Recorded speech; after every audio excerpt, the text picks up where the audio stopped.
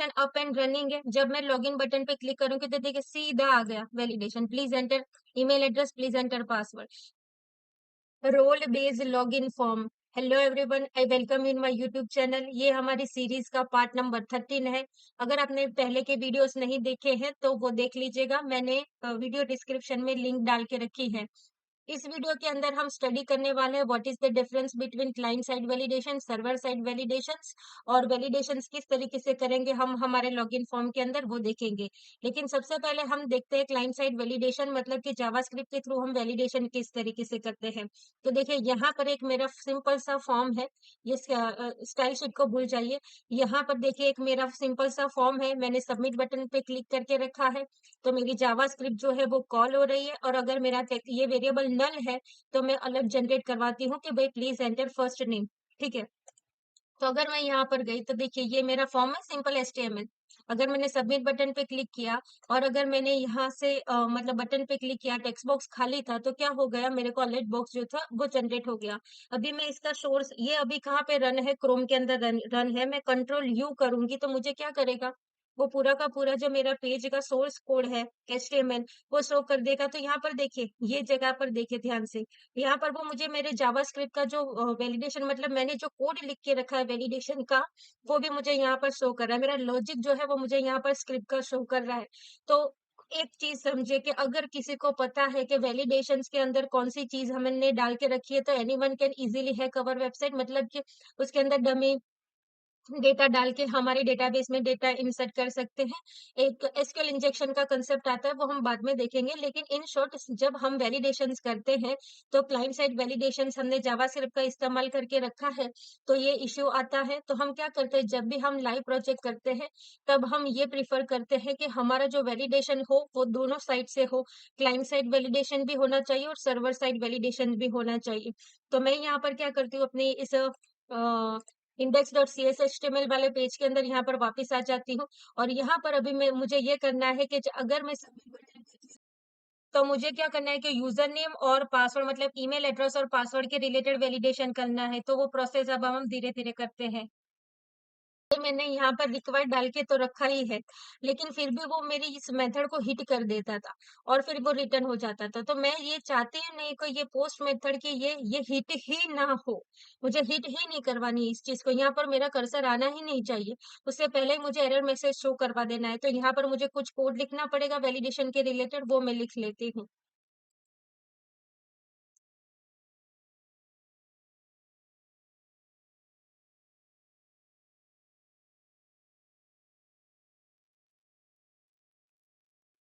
तो देखिए यहाँ पर मैंने एक्सपांड टैग रखा हुआ है, और मैंने जिस तरीके से हम यहाँ पर अपने टेक्स्ट बॉक्स को बाइंड करने के लिए ASP4 का इस्तेमाल करते थे, उसी तरीके से मैं यहाँ पर इस्तेमाल कर रही हूँ ASP validation for user email. अब ये इसके साथ किस तरीके से लिंक करेगा, क्योंकि हमने यहाँ पर रिक्वायर्ड डाल के रखा है, तो ये किस तरीके से रन करेगा वो देखेंगे। ठीक है, तो एप्लीकेशन को एक बार मैं रन करके चेक कर लेती हूँ।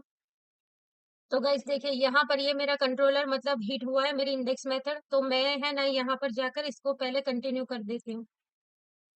ठीक है, तो मेरा जो पेज जो है वो रनिंग हो चुका है। अभी एक चीज समझिए कि मैंने यहाँ पर मेरे वैलिडेशन का कोड यहाँ पर लिख दिया है। ठीक है, SP validation for user email और फॉर द पासवर्ड। और अगर मैं डेटा डाल रही हूँ, यहाँ पर कुछ भी नहीं डाल रही हूँ, ठीक है, यहाँ डेटा नहीं डाल रही हूँ, स्टिल वो देखिए ये मेरी जो मेथड है वो हिट कर रहा है। मतलब इसका मतलब ये हुआ कि मेरी जो वैलिडेशन है वो वर्क नहीं हो रहा है, मुझे तो ये मेथड हिट ही नहीं करनी थी। फाइन, तो उसके लिए मुझे यहाँ कोई ना कोई चेंजेस करना होगा, कुछ ना कुछ स्क्रिप्ट वगैरह इंक्लूड करनी पड़ेगी। तो देखिए आपको आप जब नया प्रोजेक्ट बनाएंगे डॉट नेट कोर के अंदर, तो आपको यहाँ पर फोल्डर्स मिलेंगे। इधर इस जगह पर आप जब आएंगे तो यहाँ पर आपको देखिए LIB करके प्रोजेक्ट मिलेगा ही, मतलब फोल्डर मिलेगा ही। जब नया प्रोजेक्ट बनाएंगे आप डॉट नेट कोर के अंदर 8.0 में, तो आपको LIB करके फोल्डर मिलेगा। उसके अंदर आपको एक तो है ना यहाँ पर जेक्वेरी वाला फोल्डर मिलेगा, वैलिडेशन वाला, इसके अंदर हाँ, ये जेक्वेरी वैलिडेशन वाला फोल्डर मिलेगा, जिसके अंदर बाय डिफॉल्ट मिल ही जाएगी। अभी यहाँ पर देखिए ये जो वैलिडेशन वाली जो स्क्रिप्ट है वो मुझे यहाँ पर प्लेस करनी पड़ेगी। ठीक है, जेक्वेरी वैलिडेशन, क्योंकि वैलिडेशन के रिलेटेड मुझे यहाँ पर इस चीज को इंक्लूड करना पड़ेगा। तो ये है मेरी जावास्क्रिप्ट, सीधा उठा के ड्रैग एंड ड्रॉप करना है, कुछ ज़्यादा रॉकेट साइंस नहीं है। तो ठीक है, मैंने सीधा इसको ले लिया, एक अनऑब्ट्रसिव जावास्क्रिप्ट जो है उसको भी मैं यहाँ पर ड्रैग एंड ड्रॉप कर देती हूँ, ठीक है। तो यहाँ पर मेरी स्क्रिप्ट दोनों की दोनों ये बाय डिफ़ॉल्ट आ ही जाती है, अपना नया प्रोजेक्ट बनाते हुए मैंने मैन्युअली नहीं रखा है। तो ये दोनों आ जाती है। अभी मैं सेव करती हूँ, अपनी एप्लीकेशन को रन करती हूँ और फिर देखते हैं कि अब हमारा वैलिडेशन वर्क कर रहा है या नहीं कर रहा है।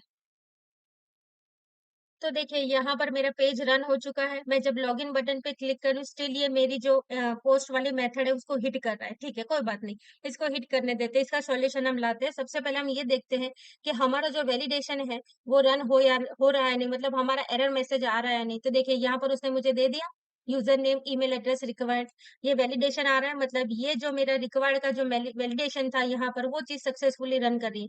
लेकिन यहाँ पर देखिए एक तो सबसे इम्पोर्टेंट इश्यू क्या है कि मेरा जो मैसेज आ रहा है वो सही से नहीं आ रहा है, टेक्स्ट बॉक्स को उसने हटा दिया है।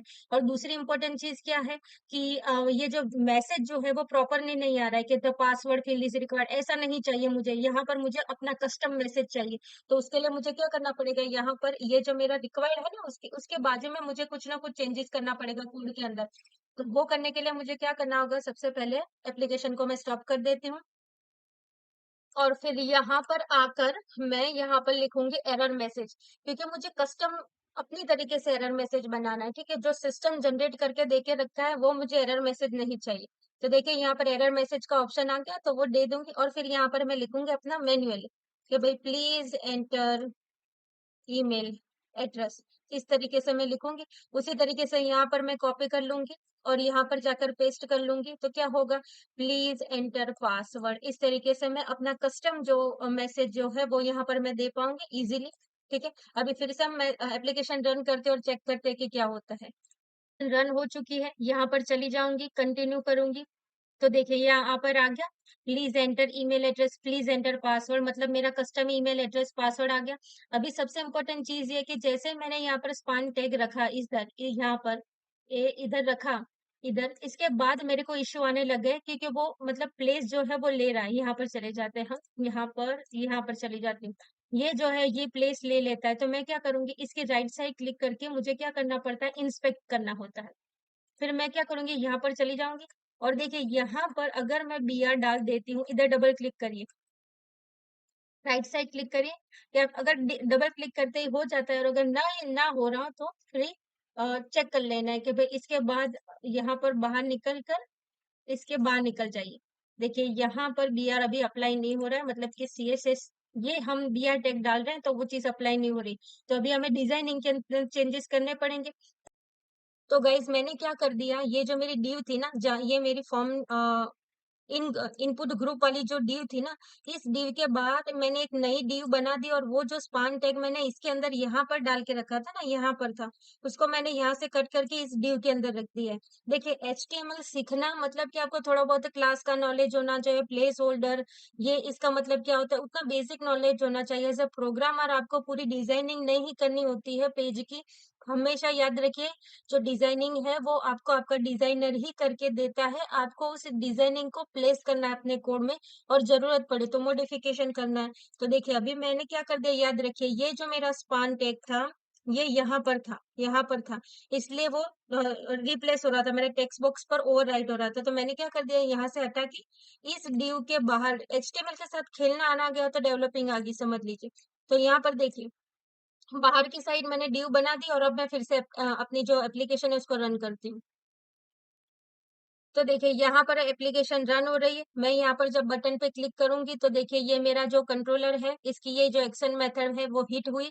और जब मैं कंटिन्यू करूंगी तो यहाँ पर देखिए उसने मुझे दे दिया वैलिडेशन। जो अभी थोड़ी देर पहले क्या हो रहा था, यहाँ टेक्स्ट बॉक्स की बाजू में, यहाँ पर टेक्स्ट बॉक्स ओवरराइड हो रहा था तो उसके बाजू में शो कर रहा था, तो यहाँ पर नहीं हो रहा। अभी क्या हो रहा है, टेक्स्ट बॉक्स के नीचे, यूजर नेम के नीचे और पासवर्ड के नीचे, यहाँ पर मतलब कि please enter user name please enter password वाली जो एरर थी वो यहाँ पर आ गई है। अभी स्टिल मेन इश्यू क्या है कि जब भी यहाँ पर मैं टेक्स्ट बॉक्स बंद मतलब खाली है और जब मैं बटन पे यहाँ पर क्लिक कर रही हूँ तो देखिए यहाँ अगेन ये बार बार ये मेथड हिट हो रही है। मुझे ये मेथड हिट ही नहीं करानी है अगर मेरे टेक्स्ट बॉक्स खाली है। तो उसके लिए मुझे क्या करना पड़ेगा, अगेन मुझे अपने यहाँ पर CSHTML में जाके फॉर्म सबमिशन ही स्टॉप कर देना है। मतलब ये जो मेरा लॉगिन फॉर्म है ना, इसको ही मुझे इसका इसका प्रिवेंट ओवरऑल टास्क क्या है इसका कि भाई मेरे फॉर्म को सबमिट करना, क्योंकि मैंने यहाँ पर मेरे फॉर्म को मेथड पोस्ट देके रखा है, मतलब मेरा फॉर्म सबमिट होगा।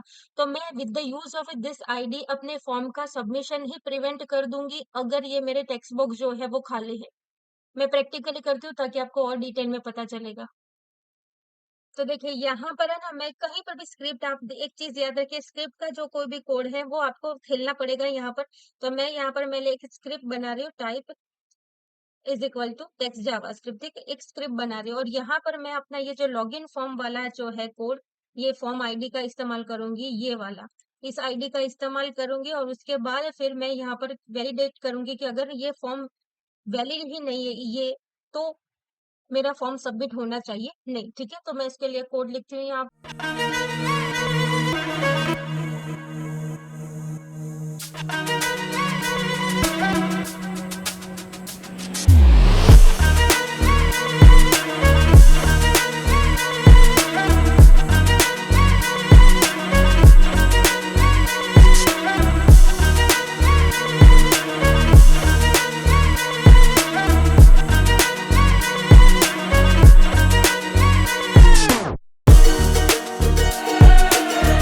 देखिए यहाँ पर है ना, मैंने जेक्वेरी का इस्तेमाल करके अपने ये देखिए, ये पूरा जो हमारी वीडियो सीरीज है इसमें मैं जेक्वेरी के कोड नहीं समझा रही हूँ। बस इतना याद रखिए कि यहाँ पर मैंने यहाँ पर लॉगिन फॉर्म के आगे हैश लिख के रखा है, मतलब आईडी बेस, मतलब कि ये जब फॉर्म सबमिट हो तब हमें चेक करना है कि वो वैलिड है या नहीं। दिस डॉट वैलिड मतलब ये वाला फॉर्म वैलिड है या नहीं। अगर वैलिड है तो ट्रू, और अगर वैलिड नहीं है तो उसका डिफॉल्ट बिहेवियर क्या है, ये जो मेरा फॉर्म है उसका डिफॉल्ट बिहेवियर क्या है, फॉर्म सबमिट करना। तो वो क्या करेगा, ई डॉट प्रिवेंट डिफॉल्ट, मतलब प्रिवेंट डिफॉल्ट मतलब उसका बेसिक टास्क क्या है कि उसका जो सबमिट करना है उसको प्रिवेंट कर दो और रिटर्न फॉल्स कर दो। तो ये मैंने कर दिया। अब जब मैं ये कोड करूंगी तो ये जो मेरे मेथड थी ना, यहाँ पर टेक्स्ट बुक्स खाली होने के बावजूद भी ये जो मेरी मेथड हिट हो रही थी वो मेथड हिट नहीं होगी। तो चलो एप्लीकेशन रन करके चेक कर लेते हैं। तो देखिए यहाँ पर मैं आ गई, मेरी एप्लीकेशन रनिंग है, यहाँ पर आ गई। और अभी भी देखिए ये still this is hitting this index method, ये नहीं होना चाहिए डेफिनेटली। कोड तो मैंने सही लिखा है, document ready, login form ID भी सही दिया है, प्रिवेंट डिफॉल्ट डिफॉल्ट। हाँ, इस चीज का जो प्लेसिंग है इसको मैं यहाँ से हटा रही हूँ, इसका प्लेसिंग जो है वो सही से होना चाहिए। तो यहाँ पर मैं इसको प्लेस कर देती हूँ, ठीक है, और फिर से रन करती हूँ। तो देखिए, ये देखिएगा इस एप्लीकेशन अप एंड रनिंग है। जब मैं लॉगिन बटन पे क्लिक करूंगी तो देखिए सीधा आ गया validation, please enter email address, please enter password. थोड़ी देर पहले क्या हो रहा था, जब मैंने अपनी स्क्रिप्ट सही से नहीं प्लेस करके रखी थी, ये जे क्वेरी यहाँ पर मीन वाली, ये क्या थी, नीचे थी, यहाँ कहीं पर थी, ठीक है। तो सही से प्लेस नहीं करके रखी थी, इसलिए ये वैलिडेशन जो जे क्वेरी का कोड था वो फायर नहीं हो रहा था, हमारा फॉर्म सबमिट हो जाता था।